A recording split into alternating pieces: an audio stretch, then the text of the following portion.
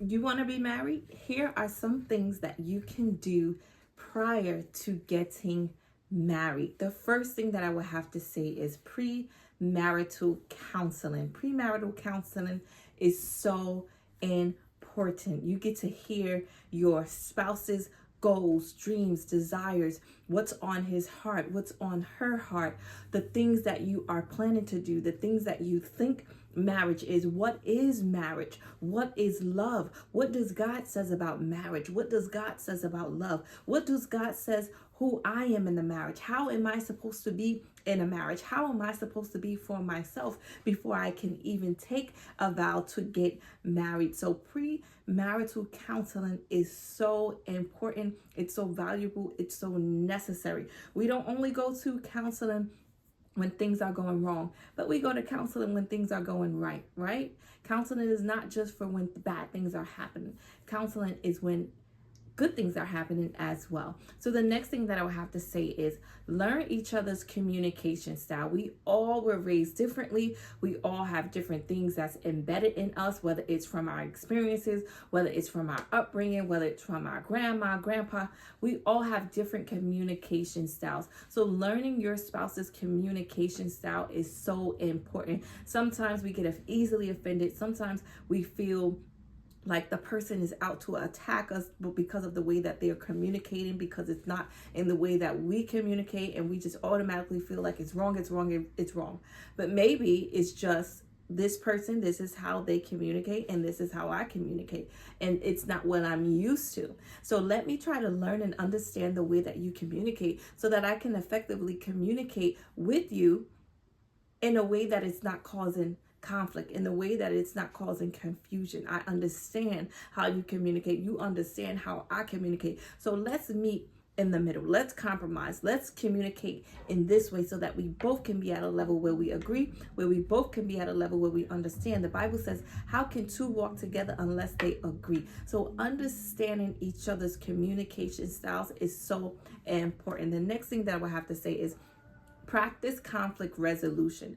Practice conflict resolution. What does that look like? If we are having a disagreement, what are some ways that we can resolve what it is that we are disagreeing? Right? So how could we resolve what it is that we are disagreeing? So conflict resolution. So let's think of resolution so that when we are in a space where we don't agree, right? Because it will happen.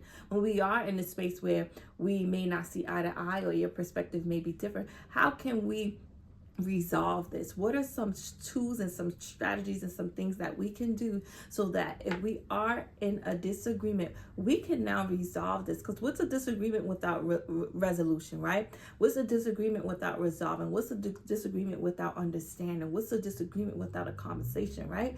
So being able to practice different conflict resolutions, I believe, is so important. The next thing that I would have to say is discuss your future goals. Discuss your goals. Discuss your goals. Discuss your plans and your desires and your visions and the things that you want to do in the future. Discuss all of those things with the person that you are with. Do you want children? Do you desire to have children? Is that something that you see in your future? Where are you? What's your family dynamics? What's your family dynamics? Because although we are going to create our own culture in our own household, where did you come from? How were you raised? How were things done in your mom's household? How was things done in your grandma's household? Tell me a little bit more about your family. Tell me a little bit more about that dynamic. Yes, we're going to create our own, but it helps me to understand things just a little bit better. It helps me to understand where you came from just a little bit better. So now if we're having a conversation now, when we're communicating, I can see, okay, I can see why he's looking at it like this, or I can see why she's looking at it like that, right? That helps us so much. The next thing that I will have to say is conversations about finances. Sometimes we try to run away from finances. We don't like talking about money. We don't like to talk about money, your money, my money, his money, her money. But guess what? Have conversations about finances. Do you know how to save your money? Do you know how to save your money? Are you weaker in that area? Because I'm strong in that area. So that's something that I can help you in. That's something that I feel like we can come together and we can now resolve this. Because if you don't really do good with saving, I do great at saving. So let's talk about these things. Let's see where we are with our finances. Let's see what you think about money. Let's see your ideology when it comes to money and comes to spending money, and how you save money, and what's your plans with money, right? So having a money conversation is so important. A money conversation, it just gives a better idea on what the person's beliefs and values are in regards to finances. The next thing that I would have to say is collect data. Sometimes we rush into things. Sometimes we just go quick. Oh, he's the one, she's the one.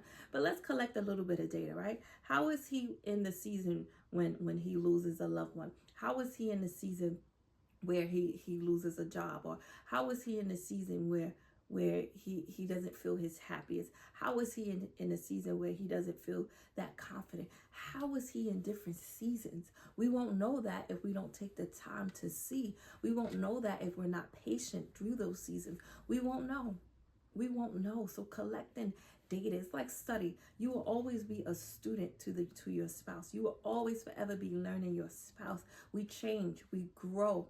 Our minds change, our minds grow. We ought to grow, right? We ought to get better. We ought to expand. We ought to grow. So because we are growing people, because we are an evolving people, study the person that you with, and never feel like you know every single thing about the person. Always be a student to the person that you desire to spend your forever with. So I wanted to make this video because you would think that most people are having these kind of conversations, but the truth of the matter is a lot of us are not. So I wanted to make this video for our queen so that we can know, okay, I this is what I need to do before I say I do. And this is just some of the things that I need to do so that I can make sure that I'm walking into a successful marriage, a long-lasting marriage, a marriage that has God, a marriage that allows me to be all that God has created me to be for my spouse.